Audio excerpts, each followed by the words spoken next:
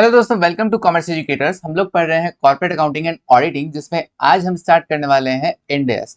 ठीक है, तो इंड एस के अंदर कौन कौन से इंड एस हैं सर? हमारे यहाँ पर जो इंड एस है कवर, वो टोटल में हमको 6 इंड एस पढ़ने होंगे। कौन कौन से होंगे वो? एक तो है preparation of financial statement, end AS 1। दूसरा है end S 2, inventories, end AS 1, end S 2, end S 10, end S 19, end S 33, end S 37। Total मिलाकर 6 इंड एस हैं और ये 10 मार्क्स कवर करते हैं, जिसमें हम आज पढ़ने वाले हैं Ind AS 1, preparation of financial statement. देखो, most of the Ind AS क्या है, बहुत छोटे छोटे हैं। जैसे ये हुआ, ये हुआ, ये वाला हुआ 3 और ये 4। ये 4 इंड एस तो आपके छोटे छोटे से हैं, एक एक दिन के रहेंगे। लेकिन ये जो 2 इंड एस है, ये आपके थोड़े बड़े हैं, तो इसके लिए 2 या 3 क्लासेस अपने को चाहिए होती है। तो कोई ना, देखते हैं फटाफट से करके देखते हैं कितना हम कर पाते हैं। ठीक है, आज की क्लास में मेरे ख्याल से इंड एस 1 कंप्लीट हो जाएगा। सुनिए, end AS 1, presentation of financial statement. इसका कोई प्रैक्टिकल क्वेश्चन नहीं है सर, थियरी ज्यादा है। और बताया गया कुछ रिक्वायरमेंट की इंड एस क्या कहता है, फाइनेंशियल स्टेटमेंट के बारे में इंड एस में क्या लिखा गया है। तो उसके लिए पर्टिकुलर एक इंड एस बना हुआ है, इंड एस 1। क्या बना हुआ है? End AS 1। अच्छा, एक चीज मैं और क्या कर रहा हूँ, इसके लिए अपने को जो मैं आज पढ़ा रहा हूँ वो तो पढ़ना ही पढ़ना है, प्लस क्या करना है इसके लिए, एक तो वीडियोस आपका, दो जो फाइनल की वीडियोस है वो मैं यहाँ पर अपलोड करूंगा। एक तो कौन सा, applicability of Ind AS, applicability of Ind AS.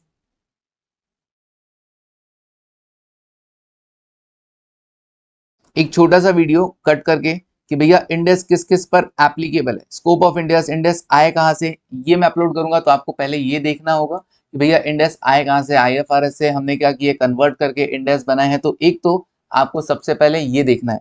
दूसरा आपको क्या करना है, दूसरा मैंने पहले भी कहा था, जब आप पी&एल और बैलेंस शीट सीख रहे थे तो मैंने कहा था ये जो पी&एल बैलेंस शीट है वो एएस के अकॉर्डिंग, अकाउंटिंग स्टैंडर्ड के अकॉर्डिंग, इंड एस के अकॉर्डिंग भी पी&एल बैलेंस शीट बनता है। बट हालांकि वो क्वेश्चन पूछा नहीं जाता 14 मार्क्स का, तो मैंने कहा था किसी को पढ़ना हो तो पढ़ सकते हैं। लेकिन ध्यान देना, इंड एस 1 के अंदर अगेन क्या कर रखा है, उसी पी&एल बैलेंस शीट का फॉर्मेट दे रखा है जो कि इंड एस के अकॉर्डिंग प्रिपेयर होता है। तो कहीं ना कहीं वो क्या कर सकते हैं, उन्होंने एक स्कोप रखा है क्या कि वो एमसीक्यू वगैरह के अंदर आपसे ये चीज पूछ सकते हैं। तो इस चीज का ध्यान रखना। मैंने फिर से यहाँ पर अपने यहाँ नोट्स में क्या किया है, आपको पी&एल बैलेंस शीट का फॉर्मेट दिया, लेकिन पढ़ना कहाँ से? पी&एल और बैलेंस शीट वाला जो चैप्टर है उसमें सीएफआर बोल के क्या कर रखा है, वीडियो अपलोडेड है। ठीक है ना, इंडेक्स के रिगार्डिंग जो बैलेंस शीट है वो आपको अपलोडेड है। तो वहां जाकर आपको इसको कवर करना होगा, पढ़ना होगा। ठीक है, पढ़ना, पढ़ के रखो, एमसीक्यूज वगैरह में आ सकता है। कभी क्या पता वो लोग उसके अकॉर्डिंग बैलेंस, मुझे नहीं लगता कि इंडेक्स के अकॉर्डिंग वो पी&एल बैलेंस शीट पूछेंगे क्या, लेकिन कभी आ जाए मान लो तो रेडी रहो, तैयार रहो। चलिए, तो आपको इसके लिए क्या करना है, इंडेक्स 1 तो पढ़ेंगे ही पढ़ेंगे अभी। इसका 2 पोर्शन और आपको कवर करना है, एक तो पी&एल बैलेंस शीट बनाने का, और दूसरा क्या, इंडेस की एप्लीकेबिलिटी का, उसको स्कोप का, भैया इंडेस आया कहां से, कौन कौन से इंडेस होते हैं। ठीक है, ये सब चीजें आपको देखना होगा। कहाँ पे? 2 वीडियोस, मतलब 2 अलग अलग फोल्डर बना दूंगा, वो आपके अपलोड कर दिए जाएंगे। नाउ चैप्टर 13 इंडेस 1 क्या कह रहे हैं sir, presentation of financial statement. क्या नाम है? Presentation of financial statement. आगे फाइनेंशियल स्टेटमेंट को प्रेजेंट कैसे करना है, क्या क्या फाइनेंशियल स्टेटमेंट में काउंट होगा, जो रिक्वायरमेंट्स है उससे हमारा क्या ऑब्जेक्टिव है, क्या बेनिफिट होने वाला है, ये सब चीजें हम यहाँ पर देखेंगे। क्या कहा, financial statement are the end product of accounting. Accounting क्यों की जाती है? लास्ट में पी&एल बैलेंस शीट बनाने के लिए। बिल्कुल सर, ओके। दस, they must reflect a true and fair view of the financial performance and financial position. Okay, end product है, इसका मतलब उनको क्या रिफ्लेक्ट करना चाहिए, ट्रू एंड फेयर व्यू किसका, financial performance and financial position of the organisation in order to facilitate appropriate decision by the users of accounting information। मतलब true and fair picture present करना चाहिए आपके फाइनेंशियल स्टेटमेंट। क्यों? In order to facilitate appropriate decision by the users. जो भी financial statement के users हैं, जो भी वो डिसीजन लेना चाहते हैं, वो प्रॉपर डिसीजन ले सके कि भाई इन्वेस्ट करना है नहीं करना है, लोन लेना बेटर है कि नहीं है, ऑलरेडी डेट बर्डन है कि नहीं है, सॉल्वेंट है कि नहीं है, करंट रेशियो क्या है, वो सब रेशियो एनालिसिस बारे सारी चीजें। Accordingly the financial statement must possess certain characteristics and be prepared based on certain well defined principle. ये जो आपके फाइनेंशियल स्टेटमेंट है वो क्या होनी चाहिए, मस्ट पजेस सर्टेन कैरेक्टरिस्टिक्स, कुछ कैरेक्टरिस्टिक्स इनमें होनी चाहिए, मतलब कुछ खास बातें को ध्यान रखना है आपको यहाँ पर। And prepared based on certain well defined principles. End S one, end S one presentation of financial statement prescribe the principle for preparation of general purpose financial statement। मतलब सर यहाँ पे हम कौन से फाइनेंशियल स्टेटमेंट की बात करेंगे, यहाँ पे हम कौन से फाइनेंशियल स्टेटमेंट की बात करेंगे इंड एस वन में का, यहाँ पे हम जो बात करेंगे वो होगा general purpose financial statement. General purpose financial statement मतलब एक ऐसा फाइनेंशियल स्टेटमेंट, मतलब P and L balance sheet cash flow statement जो जनरल पर्पस से बना, मतलब आप जो normally P and L balance sheet बनाते हैं ना, that is general purpose financial statement. Special purpose क्या होता है, स्पेशल मोटिव के साथ कि भैया मेरे को लोन लेना है, इस वजह से मैं अपने P and L balance sheet बना रहा हूँ। मुझे मान लो फॉरेन से लोन लेना है, तो मैं अपने जितने भी डेटा है उसको फॉरेन करेंसी में कन्वर्ट करके फिर शो कर रहा हूँ, तो मैं अभी उनकी बात नहीं कर रहा, हम सिर्फ यहाँ पे नॉर्मल हमारा P and L balance sheet की बात कर रहे हैं। ओके, देयर स्ट्रक्चर ये बताएगा कि फाइनेंशियल स्टेटमेंट का स्ट्रक्चर कैसा होगा, मतलब पी&एल कैसा बनेगा, बैलेंस शीट कैसा बनेगा, उनका फॉर्मेट क्या होगा, वो पूरी बात करता है। इसलिए यहाँ पर एंड में मैंने क्या कर रखा है, पी&एल बैलेंस शीट का फॉर्मेट आपको दे रखा है। Now minimum content requirement as well as guideline for the specific disclosure in India. Okay, minimum content requirement क्या क्या आपको उसमें पी&एल बैलेंस शीट में देना होगा, ये भी यहाँ पर बता रखा है। Now meaning of general purpose financial statement. Meaning of general purpose financial statement क्या है sir, general purpose financial statement refer to as financial statement are those intended to meet the needs of the user who are not in a position to require an entity to prepare report tailored to their particular information need। भैया कहने का मतलब क्या है, ऐसे financial statement those intended to meet the need of the user, किन की need को मीट आउट कर रहा है, ऐसे users who are not in a position to require an entity to prepare report tailor to their particular information need. भाई मैं किसी कंपनी के लिए क्या कर, मेरा ना मैं शेयर होल्डर हूं उसका, ठीक है, ना मेरे को उससे कोई लेना देना, ना मैं एम्प्लॉय हूं, कुछ भी नहीं हूं मैं, बट मेरे लिए मैं भी जानना चाहता हूँ, है ना, मेरे को भी पंचायत है क्या कि मेरे को जानना है कि भैया उस कंपनी का पी&एल बैलेंस शीट क्या बोल रहा है, इन फ्यूचर मैं करूँ तो, या किसी को और को एडवाइस करना हो तो मैं जानना चाहता हूँ कि भैया आपका पी&एल बैलेंस शीट क्या बोल रहा है। तो मेरे जैसे लोगों के लिए जो फाइनेंशियल स्टेटमेंट नॉर्मल जो पी&एल बैलेंस शीट बनाया जाता है कि भैया हमारे कंपनी का ड्यूरिंग द ईयर प्रॉफिट ये रहा, फाइनेंशियल पोजीशन ये है, वही जनरल पर्पस फाइनेंशियल स्टेटमेंट होता है। Hence their use is general and not specific, कोई स्पेसिफिक उनका यूज नहीं होता।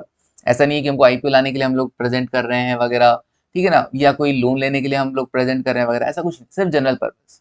ओके, ऑब्जेक्टिव क्या होता है, financial statement are structured representation of the financial position and performance of entity. Okay, structured presentation, representation of financial position and financial performance of an entity. The objective of financial statement is to provide information about the financial position. Objective क्या है, information provide करना, to provide information about the financial position, financial performance and cash flow, मतलब balance sheet, P&L और cash flow statement of an entity that is useful to a wide range of users in making economic decision। मेरे जैसे और भी बहुत सारे लोग होंगे, ठीक है ना, उन सब के लिए क्या किया गया, पी&एल बैलेंस शीट और कैश फ्लो स्टेटमेंट प्रिपेयर किया जाएगा। तो ऑब्जेक्टिव क्या है, प्रॉफिट लॉस बताना, फाइनेंशियल परफॉर्मेंस, बैलेंस शीट से क्या पता चलता है, फाइनेंशियल पोजीशन पता चलता है, और कैश फ्लो स्टेटमेंट से क्या पता चलता है, ड्यूरिंग द ईयर कितना कैश इनफ्लो हुआ, कितना कैश आउटफ्लो हुआ, movement of cash and cash equivalent. ठीक है जी। Now complete set of financial statement, आखिर फाइनेंशियल स्टेटमेंट में क्या क्या कवर होगा, ये हम पहले भी आई थिंक पढ़ चुके हैं, फिर भी बताता हूँ। Complete set of financial statement क्या क्या, बैलेंस शीट आता है, पी&एल आता है, statement of profit and loss for the period in a single statement of profit and loss with the profit और loss and other comprehensive income presented in 2 section.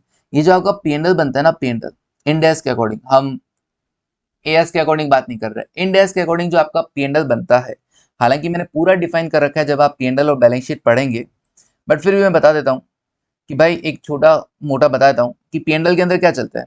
Normally तुमने ये देखा होगा कि रेवेन्यू फ्रॉम ऑपरेशन है, other income है, फिर CPC ईएफडीओ है, खर्चों के नाम पे सीपीसी ईएफडीओ, जिसने भी पी&एल बैलेंस शीट पढ़ा है उसको पता है सीपीसी ईएफडीओ, ठीक है। फिर क्या करते हो, टोटल एक्सपेंस करके फिर आप क्या कर दोगे, इनकम में से एक्सपेंस हटा दोगे। इसको बोलेंगे प्रॉफिट और लॉस बिफोर एक्सेप्शनल आइटम्स। ठीक है, एक्सेप्शनल आइटम भी लिख दोगे तो प्रॉफिट और लॉस क्या आ जाएगा, आफ्टर एक्सेप्शनल। एएस में क्या था, एक्सेप्शनल एंड एबनॉर्मल। ठीक है, extra ordinary, extra ordinary word use किया गया था, यहाँ पर केवल और केवल एक्सेप्शनल वर्ड यूज किया गया, कंपेयर अगर आप करते हो तो। फिर उसके बाद प्रॉफिट और लॉस आ गया, फिर tax expense, current tax, deferred tax, profit और loss for the period from continuing operation. फिर डिसकंटिन्यूइंग ऑपरेशन की बातें आ जाएंगी और फिर आ जाएगा टोटल, कंटिन्यूड प्लस डिसकंटिन्यूड का प्रॉफिट। यहां पर स्पेशल क्या है, यहां पर स्पेशल ये आइटम है, अदर कंप्रेहेंसिव इनकम। मुझे नहीं लगता कि आपके इंटर लेवल पे, अगेन मैं बार बार बोल रहा हूँ कि इतना ज्यादा इस पे वेटेज दिया जाएगा क्या इस वाली चीज पर, क्योंकि आपके एएस वाले पीएनएल बैलेंस शीट भी हैं। फाइनल में आके तो यही पढ़ना है, फाइनल में आके तो यही पढ़ना है, फाइनल में वो एएस वाला पढ़ना ही नहीं है। ठीक है, फाइनल में आके हमें यही पढ़ना है, तो थोड़ा बहुत नॉलेज ले लोगे तो बुरा ही नहीं है। पीएनएल के दो पार्ट बनाए गए, एक नॉर्मल पीएनएल और एक ओसीआई, अदर कंप्रेहेंसिव इनकम। यहाँ पर क्या किया गया, जैसे स्पेशल लोगों को अलग जगह ठहराया जाता है ना कहीं कहीं, हाँ ये हमारा स्पेशल गेस्ट है, इसको अच्छे फैसिलिटी दो, बढ़िया से रखो, सबको नजर में आना चाहिए। सेम वैसे ही ओसीआई है, कुछ आइटम्स ऐसे हैं जिनको अलग से नजर में रखवाने के लिए अलग से प्रेजेंट किया गया। ठीक है, उसमें भी दो तरह के होते हैं, not reclassified to be PNL, OCI NR का पार्ट, और एक हो गया reclassified to PNL, OCI R का पार्ट। आगे चल के क्या होता है, आपने आइटम लिखा, ठीक है, इनके नॉट रिक्लासिफाइड मतलब इन फ्यूचर कभी भी ये पीएनएल का पार्ट नहीं बनेंगे, ओसीआई के अंदर रहेंगे और बैलेंस शीट में चले जाएंगे। यहां पर आएगा और कहां से, बैलेंस शीट में रिजर्व एंड सरप्लस में चला जाएगा। पीएनएल भी तो रिजर्व एंड सरप्लस में जाता है, बिल्कुल। तो ओसीआई से आइटम उठ के रिजर्व एंड सरप्लस में अलग से शो हो जाएगा और कभी पीएनएल में नहीं आएगा। ये क्या है, रिक्लासिफाइड टू पीएनएल, ओसीआई में आए, उसके बाद तुमने बैलेंस शीट में दिखाया, उसके बाद क्या होगा, इन फ्यूचर आगे चल के वापस क्या किया जाएगा, कभी ना कभी पीएनएल में शो कर दिया जाएगा, कभी ना कभी क्या कर दिया जाएगा, उसको पीएनएल में शो कर दिया जाएगा। और पीएनएल में जाने का मतलब है रिटेन अर्निंग्स में जाना। जैसे एक हल्का सा एग्जांपल बताऊं आपको, जैसे रिवैल्यूएशन रिजर्व, रिवैल्यूएशन रिजर्व,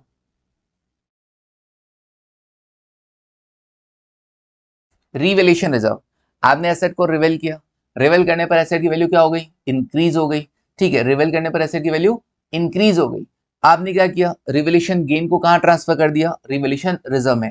लेकिन ये रिवैल्यूएशन गेन किधर से होता है, अकाउंटिंग स्टैंडर्ड के अकॉर्डिंग जब हम बनाते हैं तो रिवैल्यूएशन गेन भी पीएनएल के अंदर अदर इनकम का पार्ट बनता है। एएस के अकॉर्डिंग जब तुम देखे होगे तो अदर इनकम में तुम दिखा दोगे, रिवैल्यूएशन गेन को दिखा दोगे, बिल्कुल इधर दिखाओगे। लेकिन इंड एस के अकॉर्डिंग जब तुम रिवैल्यूएशन गेन दिखाओगे तो वो ओसीआई का पार्ट बनेगा। रिवोल्यूशन गेन यहां जाएगा और ओसीआई एनआर का पार्ट, और फिर वहां से बैलेंस शीट में रिजर्व एंड सरप्लस में चला जाएगा, रिवोल्यूशन रिजर्व में। कहां चला जाएगा सर, यहाँ पे बैलेंस शीट में रिजर्व एंड सरप्लस के अंदर। अच्छा सर, इसके अंदर एसेट्स पहले आती है, हम अगर तुमको अगर सरप्राइज हो रहा है, इसका मतलब तुमने वो पीएनएल और बैलेंस शीट वाला फॉर्मेट अभी तक पढ़ा नहीं है, इंडेक्स के अकॉर्डिंग जाकर पढ़ना जरूर। इंडेक्स में एसेट्स पहले आएंगी और इक्विटी एंड लायबिलिटीज बाद में आती है, इक्विटी एंड लायबिलिटीज बाद में आती है। ठीक है, और इक्विटी लायबिलिटीज में केवल इक्विटी में इक्विटी शेयर कैपिटल, और फिर रिजर्व एंड सरप्लस की जगह नाम होता है अदर इक्विटी। क्या नाम होता है, अदर इक्विटी। इसी अदर इक्विटी के अंदर वो रिजर्व एंड सरप्लसेस शो किए जाते हैं।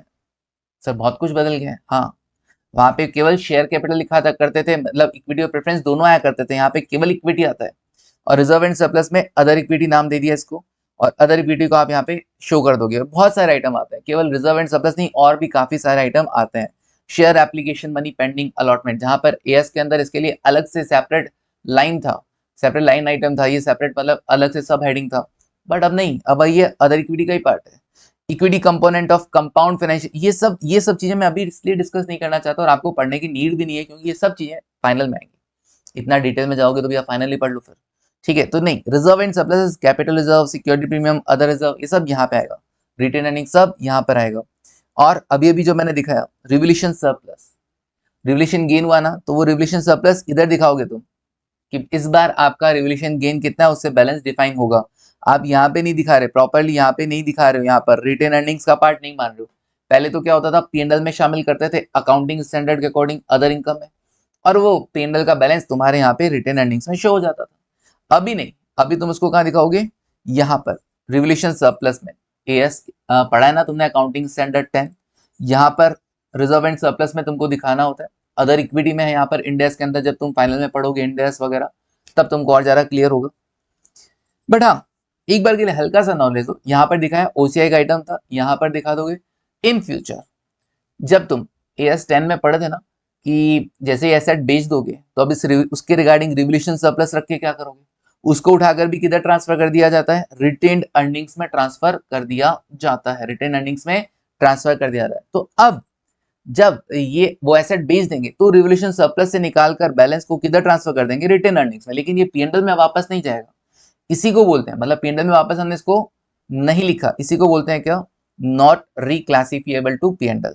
तो ये पूरा डिटेल में मैंने बात किया हुआ है पीएनएल और बैलेंस शीट वाले में, तो आप वहां जाके पढ़ सकते हैं। ठीक है, चलिए ओसीआई, ये दोनों आइटम मिलके पीएनएल का पहला पोर्शन और ओसीआई मिलकर क्या बनता है, टोटल कंप्रेहेंसिव इनकम बनता है। क्या बनता है, टोटल कंप्रेहेंसिव इनकम, टीसीआई बोल दो, शॉर्ट में क्या बोलोगे, TCI, total comprehensive income. Okay, फिर ईपीएस आ जाएगा, कंटिन्यूड ऑपरेशन, डिसकंटिन्यूइंग ऑपरेशन, और ईपीएस कौन सा, डिसकंटिन्यूड और कंटिन्यूइंग ऑपरेशन। ठीक है, दोनों। चलिए बैलेंस शीट, बैलेंस शीट की अगर मैं बात करूं तो एसेट्स पहले आएंगी, नॉन करंट एसेट्स, फिर उसके बाद करंट एसेट्स। काफी हेडिंग वगैरह चेंज है, इनकी मैं बात अभी नहीं कर रहा हूं, पूरा पीएनएल बैलेंस शीट देखना, वरना वो तो सारा का सारा रिपीटेशन हो जाएगा। चलिए, जिन्होंने वो पढ़ रखा होगा, वरना उनको दो दो बार पढ़ना पड़ेगा। ठीक है, चलो आ जाओ अब यहाँ पे। तो कहने का मतलब है पीएनएल मैंने बताया, यहाँ पर आया कि भैया आपको अगर लिखा जाए, यहाँ पे एक क्वेश्चन आ जाए 7 नंबर का कि भैया एज पर इंड एस 1 बताइए complete set of financial statement, financial statement में क्या क्या शामिल होंगे, तो आप बताएंगे balance sheet as at the end of the period, statement of P and L for the period, ये तो है एज एट, ये है for the period in a single statement of profit and loss with the profit और loss and OCI. अब समझ में आया मैंने क्यों पढ़ाया वो। पीएनएल में भी दो पार्ट आएगा, एक सिंगल पीएनएल में आप क्या करोगे, पहले प्रॉफिट लॉस शो करोगे और फिर ओसीआई का आइटम शो करोगे, प्रॉफिट और loss and OCI presented in two sections, the section shall be presented together, दोनों साथ में शो कर रहे थे, विद द प्रॉफिट और loss section presented first, profit और लॉस सेक्शन पहले आ जाएगा, directly by the OCI section, followed directly by the OCI section, उसके बाद आ जाएगा ओसीआई सेक्शन। अभी तुमको ये चीज समझ में आएगा, उतना डिटेल मुझे नहीं लगता पूछेंगे, लेकिन हाँ ये थ्योरी के अंदर क्वेश्चन पूछा जा सकता है, complete set of financial statement में क्या क्या कवर होगा। फिर आता है statement of changes in equity, statement of changes in equity. ठीक है, उसके बाद क्या आएगा सर, इसमें क्या है, statement of changes in equity, balance sheet देखा, पीएनएल देखा, सर ये क्या है, statement of changes in equity. Balance sheet और पीएनएल के नीचे जब तुम डिटेल देते हो नोट्स टू अकाउंट से पहले, ये कौन स्टेटमेंट बना देंगे, statement showing change in equity, statement of changes in equity, जिसमें आप इक्विटी शेयर कैपिटल शो करते हैं कि स्टार्टिंग में कितना था, ऐड कितना हुआ, वापस कम कितना हो गया, बायबैक कितना हो गया और लास्ट में कितना बचा, और ऐसे ही अदर इक्विटी, ये भी statement of changes in equity का ही पार्ट है। ओके सर, मतलब ये जो बैलेंस शीट में आप इक्विटी पोर्शन शो करते हैं ना, इक्विटी एंड लायबिलिटीज में इक्विटी और देन लायबिलिटीज नॉन करंट और करंट, तो इक्विटी में इक्विटी शेयर कैपिटल और अदर इक्विटी आता है, तो उसका इंक्रीज डिक्रीज और last balance, opening increase decrease और क्लोजिंग बैलेंस आपको पूरा डिटेल में शो करना होता है, हर एक पर्टिकुलर रिजर्व का, हर एक पर्टिकुलर आइटम का। ठीक है, ये हो गया statement of changes in equity. Then और क्या बनाना पड़ता है, और क्या क्या शामिल है आपके फाइनेंशियल स्टेटमेंट के अंदर, सर और ऐसा है a statement of cash flow for the period, statement of cash flow मतलब वही कैश फ्लो स्टेटमेंट। फिर और क्या क्या है, नोट्स वगैरह, comprising a summary of significant accounting policies, जहां पर आपने अकाउंटिंग पॉलिसीज को एक साथ डिस्क्लोज कर रखा होगा, एंड अदर एक्सप्लेनेटरी इंफॉर्मेशन और कंपेरेटिव इंफॉर्मेशन साथ ही साथ in respect of preceding year, मतलब आपको बैलेंस शीट, पीएनएल, ये सब डेटा क्या करना होगा, करंट ईयर का तो प्रिपेयर करना ही होगा, साथ साथ प्रीवियस ईयर के भी आपको डेटा देने होंगे, ऑब्वियसली फिर नोट्स अकाउंट भी दोनों के देने पड़ेंगे। फिर क्या करना है, balance sheet as at the beginning of the preceding period, at the beginning of the preceding period मतलब एक तो हुआ जैसे 31 मार्च 2026 करंट ईयर, उससे पहले हुआ 31 मार्च 2025 प्रीवियस ईयर, क्योंकि आप बोल रहे हो कंपैरेटिव इंफॉर्मेशन देना है, तो ये हो गया। अब ये कौन सा आ गया, balance sheet at the beginning of the preceding period, preceding period तो सर 24-25 था, तो उसका बिगिनिंग क्या होगा, उसका बिगिनिंग होगा 1 अप्रैल 2024। अच्छा, इसको हम बोलेंगे थर्ड बैलेंस शीट, इसको बोला जाएगा थर्ड बैलेंस शीट। तो आपको एक थर्ड बैलेंस शीट भी प्रेजेंट करना होगा, किस केस में करना है, when when an entity apply an accounting policy retrospectively, अगर आप किसी अकाउंटिंग पॉलिसी को रेट्रोस्पेक्टिवली फॉलो कर रहे हैं तो उस केस में क्या होगा, मतलब बैकडेट से, रेट्रोस्पेक्टिव मतलब बैकडेट से, पिछले 3 साल पहले से हम जाके वहां पे चेंज कर रहे हैं। तो अब आपको क्या करना होगा, आपको ये डेटा तो देने ही देने होते हैं, करंट ईयर का और कंपेरेटिव डेटा प्रीवियस ईयर का। अब आपको थर्ड बैलेंस शीट भी साथ साथ देना पड़ेगा। और या फिर आप क्या कर रहे हो, या फिर आप कर रहे हो retrospective restatement of item in its financial statement. Restatement of item मतलब कोई आइटम जो गलत हो गया था, कोई एरर वगैरह था, उसको आप वापस सही कर रहे हो, रीस्टेट कर रहे हो, क्लासिफिकेशन में कोई चेंज कर रहे हो, नॉन करंट से करंट में कन्वर्ट कर रहे हो, करंट से नॉन करंट में कन्वर्ट कर रहे हो, तब भी आपको क्या करना पड़ेगा, व्हेन इट रीक्लासिफाई दिस वन, तब आपको क्या करना पड़ेगा, थर्ड बैलेंस शीट प्रेजेंट करना होगा। तो 3 केसेस में आपको थर्ड बैलेंस शीट देना है, अगर आप अकाउंटिंग पॉलिसी में कोई रेट्रोस्पेक्टिव चेंज कर रहे हो, या फिर आप क्या कर रहे हो, या आप रीस्टेट कर रहे हो किसी आइटम को, मतलब वापस उसमें चेंजेस कर रहे हो, और तीसरा क्या है, सर तीसरा है रिक्लासिफाई। क्या है, रिक्लासिफाई, रीस्टेटमेंट, रिक्लासिफाई और अकाउंटिंग पॉलिसी रेट्रोस्पेक्टिवली। ठीक है, चलिए डन। याद रखना है बिल्कुल, 7 मार्क्स के लिए आप ये क्वेश्चन या 5 मार्क्स के लिए आप ये क्वेश्चन तैयार कर सकते हैं। इसी को एज इट इज याद कर लें, बिल्कुल इसी को एज इट इज आप याद कर सकते हैं। इसमें यहाँ था, यहाँ पे ये पे कोई दिक्कत ही नहीं है, तो पहले भी आते थे। Statement of changes in equity नया आ गया, नोट्स वगैरह पहले भी आता था, बस अच्छे से लिखना। Comprising a summary of significant accounting policies and other explanatory information and comparative information respect of the preceding period. ठीक है, a balance sheet at the beginning of the preceding period, third balance sheet बोला ना, eight the beginning of the preceding period, current period नहीं, preceding period मतलब पिछला साल, उसका भी बिगिनिंग वाला बैलेंस शीट, मतलब सर उससे भी पिछले साल का जो क्लोजिंग है वही उसका बिगिनिंग होगा ना, बिल्कुल 31 मार्च 2024 का जो बैलेंस शीट है वही तो 1 अप्रैल 2024 का बैलेंस शीट होगा। Now general features of financial statement, ये क्या कह रहे हैं, देखो general features of financial statement. Sir वैसे तो अगर हम सिर्फ हेडिंग हेडिंग याद करें ना, अगर कोई पूछे जनरल फीचर्स क्या है फाइनेंशियल स्टेटमेंट, तो हेडिंग हेडिंग याद करोगे काम बनेगा। जैसे क्या किया, true and fair presentation and compliance with the Ind S, पढ़ेंगे इसके डिटेल में भी पढ़ेंगे, लेकिन सुनो, ट्रू एंड फेयर भी होने चाहिए, मतलब आप जो भी अकाउंट्स प्रिपेयर कर रहे हैं, जो भी फाइनेंशियल स्टेटमेंट प्रिपेयर कर रहे हैं, वो कैसा पिक्चर प्रेजेंट करे, true and fair picture present करे, और आपके जो फाइनेंशियल स्टेटमेंट है वो सारे जो भी इंड एस है उनको फॉलो करने वाले होने चाहिए, compliance with the Ind AS. फिर क्या क्या, adherence to the going concern assumption, आपकी जो फाइनेंशियल स्टेटमेंट है क्या वो गोइंग कंसर्न को फॉलो कर रहे हैं या नहीं कर रहे हैं, नहीं कर रहे हैं तो क्या होगा। ठीक है, accrual basis of accounting follow कर रहे हो कि नहीं कर रहे हो, क्योंकि इंडेक्स क्या कहता है, आपको एक्रुअल बेसिस ऑफ अकाउंटिंग ही फॉलो करना है। तो ये सब फीचर्स हैं, ठीक है ना, इंडेक्स के कह दो, ठीक है, या फाइनेंशियल स्टेटमेंट के कह दो। नाउ फिर क्या कहा, मेटेरियलिटी एंड एग्रीगेशन, जो आइटम मेटेरियल हो इंपॉर्टेंट हो उसको डिस्क्लोज करो वरना मत करो।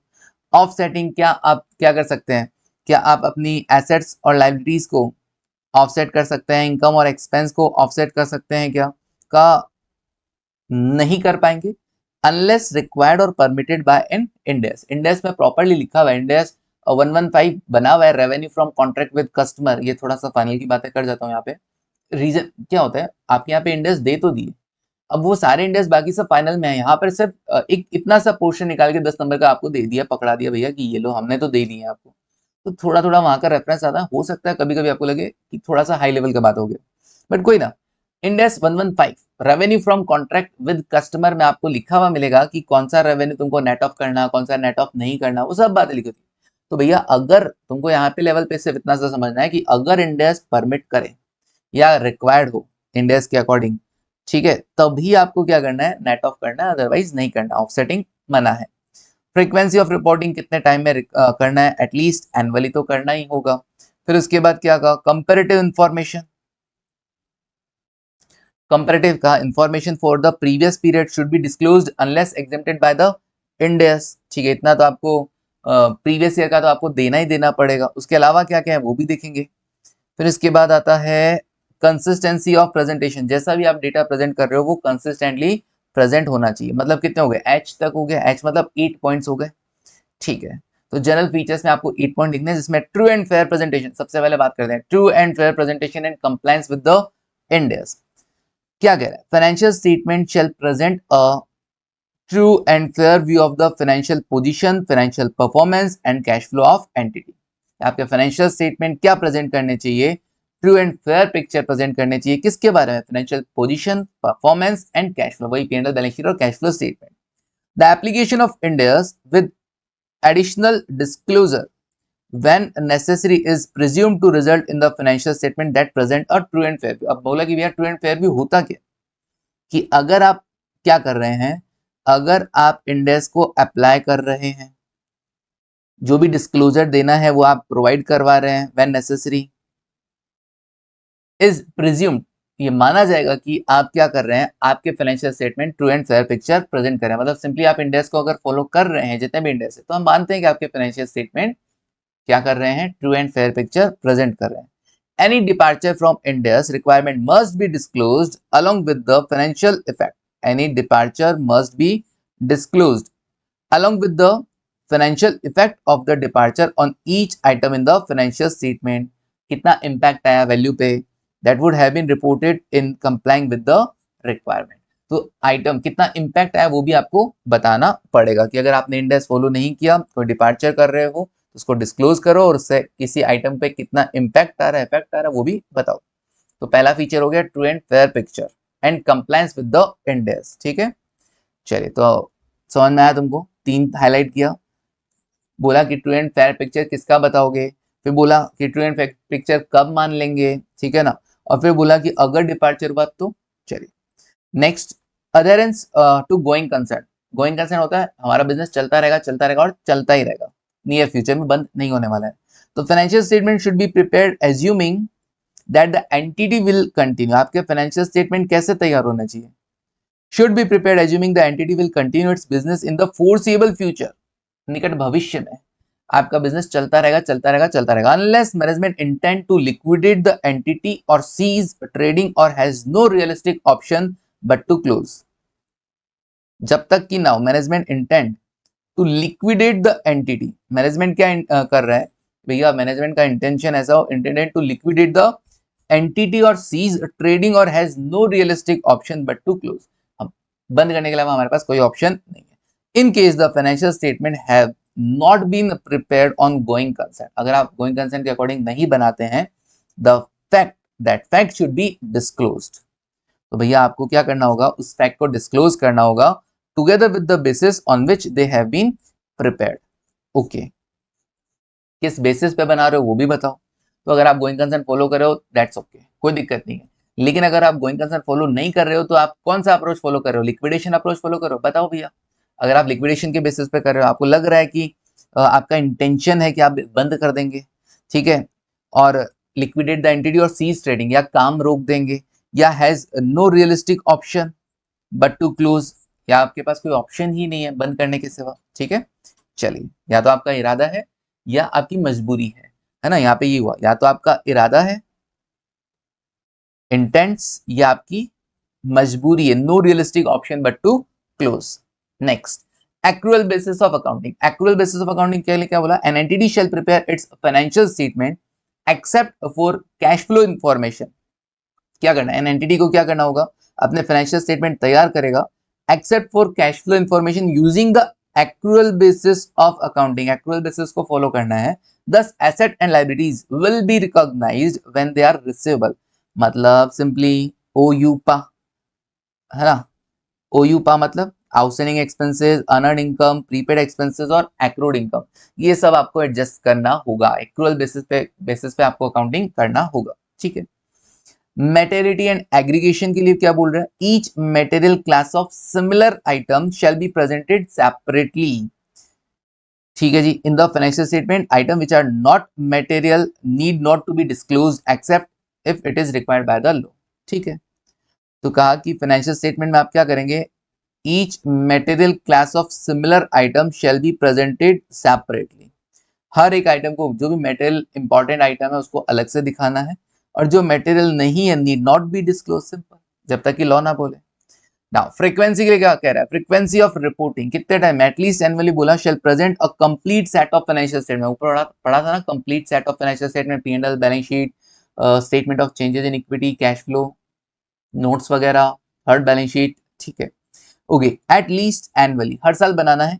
When an entity changes the end of its reporting period, लेकिन सर मान लो कभी अपना रिपोर्टिंग पीरियड चेंज कर रहा हो, मतलब अप्रैल से मार्च के अलावा, हाँ, and present financial statement for a period longer और शॉर्टर देन 1 ईयर, मतलब एक साल से ज्यादा के लिए, 15 महीने का टाइम पीरियड के लिए, किसी भी रीजन से 15 महीने का टाइम पीरियड के लिए क्या किया उसने, पीएनएल बैलेंस शीट तैयार किया हो, या 9 महीने के लिए प्रिपेयर किया हो, तो एंटिटी को ऐसे केस में क्या करना पड़ेगा, shall disclose the following in addition to the period covered by the financial statement, मतलब आपको जो फाइनेंशियल स्टेटमेंट तैयार कर रहे हैं 9 महीने का, 15 महीने का, उसके साथ साथ आपको रीजन देना पड़ेगा, क्यों क्यों 12 महीने का तैयार नहीं किया, क्यों चेंज कर रहे हो, क्यों 15 महीने का, क्यों 9 महीने का आप तैयार कर रहे हो, and the fact that amount presented in the financial statement are not entirely comparable. अब ऐसा करने से क्या हो गया, पिछली बार 12 महीने का बनाया, इस बार 15 महीने का बना रहे हो, तो आपके डेटा क्या होंगे, कंपेरेबल नहीं रहेंगे। तो आपको फैक्ट बताना पड़ेगा कि भैया amount presented in the financial statement are not entirely comparable, ठीक है, कि आप उसको कंपेयर नहीं कर सकते हैं। नेक्स्ट फीचर क्या है, फ्रीक्वेंसी हो गया, नेक्स्ट फीचर क्या है, कंपैरेटिव इंफॉर्मेशन देना है for the previous period should be disclosed unless exempted by Ind AS. बड़ा ध्यान से सुनना, ये सब नॉलेज वाली चीजें और आपकी फाइनल में काम आने वाली है, ये सब चीज आपके फाइनल में काम आने वाली है। इवन फाइनल के सीएफआर के पेपर में अपने जो दो इंडेस है, इंडेस 2 का क्वेश्चन आया था और इंडेस 33 का क्वेश्चन आया था, सोचो दो एमसीक्यू क्वेश्चन आए थे, इंडेस 2 और इंडेस 33। आप कह भी नहीं सकते कि भैया ये हमारे कोर्स में नहीं है, क्योंकि आप ऑलरेडी इंटर में पढ़ के आ चुके हैं, तो ये इंडेक्स यहाँ पर भी काम आएंगे, सेम क्लासेस आपको फाइनल में भी काम आती हैं, ठीक है। चलिए आगे देखते हैं। तो क्या कहा, कंपेरेटिव इंफॉर्मेशन देना है सर हमको, करंट ईयर के साथ साथ क्या करना होगा, प्रीवियस ईयर के डेटा भी शो करने होंगे ताकि हम कंपेयर कर सके परफॉर्मेंस और पोजीशन को। बिल्कुल, मिनिमम रिक्वायरमेंट क्या है, except where an index specifically allow otherwise comparative information for the preceding year must be given। का अगर इंडेक्स एग्जाम करता है तो एक अलग बात है, अदरवाइज कंपेरेटिव इंफॉर्मेशन आपको पिछले साल का जरूर देना होगा for all amount shown in the current financial statement. Current financial statement में जो भी आपने डेटा प्रेजेंट किए हैं उसका कंपेरेटिव इंफॉर्मेशन पिछले साल का आपको देना ही पड़ेगा। मिनिमम प्रेजेंटेशन क्या क्या है, रिक्वायरमेंट सुनना, तो इसका मतलब सर हमको दो बैलेंस शीट, दो पीएनएल, मतलब बैलेंस शीट तो एक ही बनानी है लेकिन कंपैरेटिव पीरियड बनाना, मतलब करंट ईयर अमाउंट के दो कॉलम बन जाएंगे, करंट ईयर और प्रीवियस ईयर, दो बैलेंस शीट, दो पीएनएल, दो कैश फ्लो स्टेटमेंट, दो statement of changes in equity और उसके रिगार्डिंग रिलेटेड नोट्स, ये सब हमको तैयार करने होंगे, जैसे 31 मार्च 26 और 31 मार्च 25, ठीक है। एडिशनल कंपैरेटिव इंफॉर्मेशन, और क्या करना होगा, an entity may present more, में बोला है, में चाहे तो कर सकता है, present more comparative period than required provided those figure are also prepared according to Ind AS. अगर आपने इंडेक्स के अकॉर्डिंग बनाया, मान लो क्या होता है कभी कभी कुछ कंपनीज में पहले एएस एप्लीकेबल थे फिर अब इंडेक्स एप्लीकेबल है, तो क्या अगर इंडेक्स के अकॉर्डिंग तैयार किए गए तो यस आप प्रेजेंट कर सकते हैं, आप अपनी इच्छा से जितने चाहे कंपैरेटिव पीरियड्स प्रेजेंट कर सकते हैं। Example, a company may show 3 और 5 years comparative profit figure voluntarily, ठीक है, अपनी इच्छा से। एक स्पेशल केस है जो कि हमने कहा था आपको complete set of financial statement, third balance sheet present करना पड़ेगा, तो कहा थर्ड बैलेंस शीट रिक्वायर्ड होगी कब, वहां पे भी पढ़ा था, अगर रेट्रोस्पेक्टिव एप्लीकेशन हो रहा हो किसका, अकाउंटिंग पॉलिसी का, या रीस्टेटमेंट या रिक्लासिफिकेशन का केस हो, कोई आइटम को रीस्टेट किया गया हो या रिक्लासिफाई, मतलब नॉन करंट से करंट, करंट से नॉन करंट, इस तरीके से आपने रिक्लासिफाई, पिछली बार वही चीज नॉन करंट आइटम थी, इस बार वही चीज करंट आइटम कंसीडर कर रहे हो, तो कंपैरेटिव इंफॉर्मेशन में दिक्कत आ जाएगा ना, पिछली बार वो नॉन करंट में था, इस बार वो करंट में, तो इस तरीके का अगर केस हो तो आपको एक थर्ड बैलेंस शीट और प्रेजेंट करने को बोला है, तो ऐसे केस में आपको तीन बैलेंस शीट बनाना पड़ेगा, कौन कौन सा, मतलब 31 मार्च 26 का करंट ईयर है अगर एंडिंग, तो 31 मार्च 25 का बनाना पड़ेगा, और प्रीसीडिंग पीरियड का जो ओपनिंग बैलेंस शीट है वो भी आपको बनाना पड़ेगा, 1 अप्रैल 24, ओके डन। दो पीएनएल बनाने, दो कैश फ्लो, पीएनएल और कैश फ्लो दो ही बनाने, तीन नहीं बनाने हैं, ओके सर डन, ये देखो यहाँ पे लिखा हुआ भी है। फिर क्या कहा, if comparative figure can't practically be reclassified entity must disclose, comparative figure आप can't practically be reclassify अगर नहीं कर पाते हैं तो रिक्लासिफिकेशन इम्प्रैक्टिकल क्यों है, नेचर ऑफ एडजस्टमेंट, ये सब बता रहे, ठीक है, याद है तो ठीक है, कोई दिक्कत नहीं, बट ये दोनों याद जरूर करना, कंपैरेटिव इंफॉर्मेशन मिनिमम क्या है और एडिशनल कंपैरेटिव इंफॉर्मेशन। आगे देखो, कंसिस्टेंसी क्या है प्रेजेंटेशन का? Entity should retain their presentation and classification of item from one period to the next. Okay, कहने का मतलब है आप जो प्रेजेंट कर रहे हैं डेटा उसको कंसिस्टेंटली प्रेजेंट करते चलें ताकि कंपैरिजन आसान हो सके। चेंज कब अलाउड है? When the change result in more appropriate presentation. अगर आप मोर एप्रोप्रिएट प्रेजेंटेशन की तरफ जा रहे हैं, पहले कुछ गड़बड़ करते थे अब अच्छा प्रेजेंटेशन करने जा रहे हैं, तो यस आप चेंज कर सकते हैं। या फिर अगर इंडेस रिक्वायर्ड करता है ऐसा कुछ, इंडेस के अकॉर्डिंग ऐसा करना जरूरी है, तो आप चेंजेस कर सकते हैं, या तो मोर एप्रोप्रिएट प्रेजेंटेशन या इंडेस के अकॉर्डिंग चेंज कर सकते हो, वरना आपको जो भी डेटा है प्रेजेंटेशन है वो कंसिस्टेंटली फॉलो करना होगा। तो ये टोटल जो है वो मैंने डिटेल में भी बता दिए हैं। ठीक है, आपको कैसा क्वेश्चन बन सकता है? जनरल फीचर्स जब भी बोले तो सिर्फ नाम लिख कर आ जाना और एक दो लाइन अगर तुम चाहो तो लिख कर आ जाना, नंबर आ जाएंगे। ठीक है, 8 पॉइंट है। डिटेल क्वेश्चन उससे ज्यादा बड़ा आएगा नहीं, अलग अलग पॉइंट वैसे पूछेंगे नहीं, तो मैंने बता दिए सिर्फ इसलिए ताकि फाइनल में भी काम आएगा। और यहाँ पर कभी इसके रिगार्डिंग मान लो कोई एमसीक्यू के अंदर क्वेश्चन आ जाए तो थर्ड बैलेंस शीट कब रिक्वायर्ड है वगैरह, तो ये सब चीजें अपन करके जाएंगे तो हमारा काम हो जाएगा। नाउ डिस्क्लोजर, ठीक है, डिस्क्लोजर है बस, दैट्स इट, उसके बाद कुछ है नहीं। उसके बाद मैंने फाइनेंशियल स्टेटमेंट मतलब वही P&L बैलेंस शीट का फॉर्मेट दे रखा है। डिस्क्लोजर में क्या क्या सर, जो जो पढ़ा वो सब डिस्क्लोज करना, क्या क्या फिर भी याद रखो। Disclosure under Ind AS 1, question आएगा तो क्या लिखोगे, क्या क्या disclosure, there are the number of disclosure required, some items may be here under. क्या बोला? Significant accounting policies entity should disclose, क्या करेगा? मेजरमेंट बेसिस यूज्ड, कि आपने किसी आइटम को किस बेसिस पर मेजर किया है, जैसे हिस्ट्रिकल कॉस्ट पे किया है, फेयर वैल्यू पे किया है, मतलब जैसे हम लोग पीपीई के लिए नहीं पढ़ते थे कॉस्ट मॉडल और रिवोल्यूशन मॉडल, इंडेस 1 भी कहता है भैया डिस्क्लोज करो ये सब चीजें आप, मेजरमेंट बेसिस, कि आप किस बेसिस पर आप उस एसेट को या लाइबिलिटी को मेजर कर रहे हैं। ना फिर क्या कहा, important accounting policies relevant for understanding financial statement, important जो भी अकाउंटिंग पॉलिसीज आपने अडॉप्ट की हैं उन अकाउंटिंग पॉलिसीज को आप क्या करोगे, प्रॉपर्ली डिस्क्लोज करो। मैनेजमेंट जजमेंट जहां जहां पर आपने यूज किया है वो इंपॉर्टेंट जजमेंट जो भी मैनेजमेंट ने लिया है while applying the accounting policy which significantly affect financial statement, जो फाइनेंशियल स्टेटमेंट को इफेक्ट कर रहे हैं वो आप सारी चीजें शो करो। मतलब 3 चीजें करनी है, एक तो मेजरमेंट बेसिस, किस बेसिस पे आपने मेजर किया, इंपॉर्टेंट अकाउंटिंग पॉलिसीज, और मैनेजमेंट जजमेंट, एस्टिमेशन होता है ना कि प्रोविजन किस बेसिस पे बनेगा, डेटर्स वगैरह, ये सब जजमेंट का ही तो तरीका है। ठीक है, आगे देखो सोर्सेज ऑफ, नेक्स्ट क्या, अकाउंटिंग पॉलिसीज के बाद सोर्सेज ऑफ एस्टिमेटेड अनसर्टेनिटी, ये क्या है सर? ये खैर प्रोविजन फॉर डाउटफुल डेट वाली बात यहां पर भी आ गई। ठीक है, जजमेंट वाली बात भी है कि इंपॉर्टेंट जजमेंट, आपका डिसीजन क्या था, अकाउंटिंग पॉलिसी, ऊपर लिखना जजमेंट रिगार्डिंग अकाउंटिंग पॉलिसीज। ठीक है, नीचे के यहाँ क्या लिखोगे, assumptions about future uncertainties, sources of estimated uncertainty में अलग अलग लिखना। एंटिटी शुड डिस्क्लोज, क्या करेगा, assumption about future uncertainties, major estimation areas having risk of material adjustment in the next financial year. एक तो आपने क्या किया है, क्या क्या assumptions फॉलो की हैं, फ्यूचर कोई आइटम फ्यूचर में से रिलेटेड है, अनसर्टेन है, तो कहीं ना कहीं आप एस्टिमेट करते हो उसको, तो आपने उसको एस्टिमेट करने में क्या क्या एजम्पशंस लिया है वो एजम्पशन आपको बताना होगा। Major estimation areas having risk of material adjustment, ऐसे इंपॉर्टेंट एरियाज जहां पे वैल्यू बहुत बड़ा हो जाता है उनको भी आपको अलग से शो करना होगा। Notes should include nature of asset और लाइबिलिटी और कैरिंग अमाउंट और एट रिपोर्टिंग डेट, कौन कौन सी एसेट्स और लाइबिलिटीज के बारे में आप बात कर रहे हो, उनका नेचर, नॉन करंट है, करंट है, कोई फाइनेंशियल एसेट है, फाइनेंशियल लाइबिलिटी है, और कैरिंग अमाउंट, उसका कैरिंग अमाउंट मतलब बुक वैल्यू, बैलेंस शीट की डेट को, ये आपको सब डिस्क्लोज करना होगा।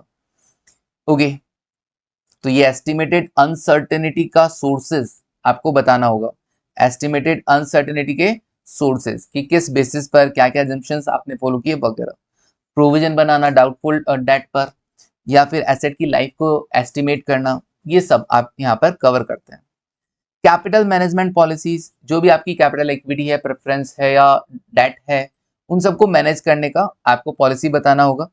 क्यों? शुड डिस्क्लोज अबाउट, ऑब्जेक्टिव क्या है, policies and process for capital management, क्या पॉलिसीज रहने वाली है, क्या प्रोसेस रहने वाला है, किस तरीके से अपनी कैपिटल को मैनेज करेंगे, सॉल्वेंट है कि नहीं है, ये सब जानने के लिए qualitative and quantitative detail of capital, उस कैपिटल का क्या करना है आपको, डिटेल मतलब इक्विटी है, प्रेफरेंस है या क्वांटिटी कितना कितना, वो सब आपको प्रोवाइड करवाना होगा। एक्सटर्नल कैपिटल रेस्ट्रिक्शन, कोई आप पर कोई मनाही है क्या भैया हम इतना ही पैसा यूज कर सकते हैं, कोई रेस्ट्रिक्शन वगैरह तो नहीं है ना एक्सटर्नल कि आप इस पैसे को यहाँ पर इतना ही यूज कर सकते हैं, तो वो सब बता देना। वायलेशन ऑफ रेस्ट्रिक्शन, अगर आपने किसी रेस्ट्रिक्शन को वायलेट किया हो वो बता देना। तो तीसरा नंबर आ गया इंपॉर्टेंट कैपिटल मैनेजमेंट पॉलिसी, नाम नाम याद कर लेना और 2-4 बार पढ़ के चले जाना, ठीक है। कौन सा, अंदर item. Significant accounting policies disclosure में जाएगा, सोर्सेज ऑफ एस्टिमेटेड अनसर्टेनिटी चला जाएगा, कैपिटल मैनेजमेंट पॉलिसी चला जाएगा और अदर डिस्क्लोजर। अदर डिस्क्लोजर में क्या है, an entity shall disclose in the notes the amount of dividend proposed और declared before the financial statement were approved for the issue.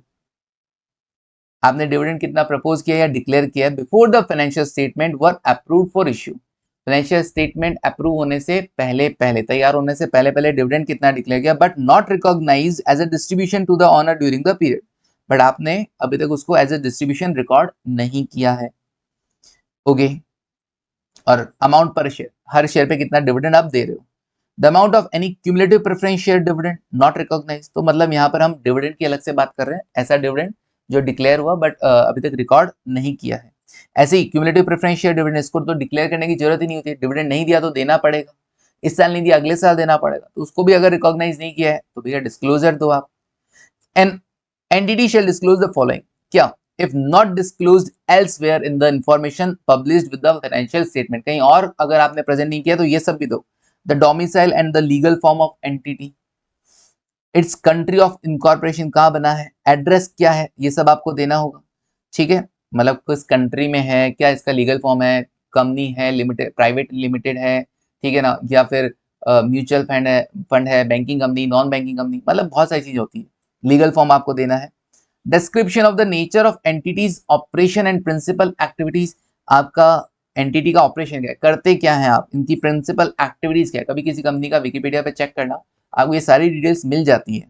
The name of the parent, इसकी कोई holding company है क्या, parent, and ultimate parent of the group, मतलब ultimate parent मतलब parent का भी parent है ना, पप्पा का पप्पा।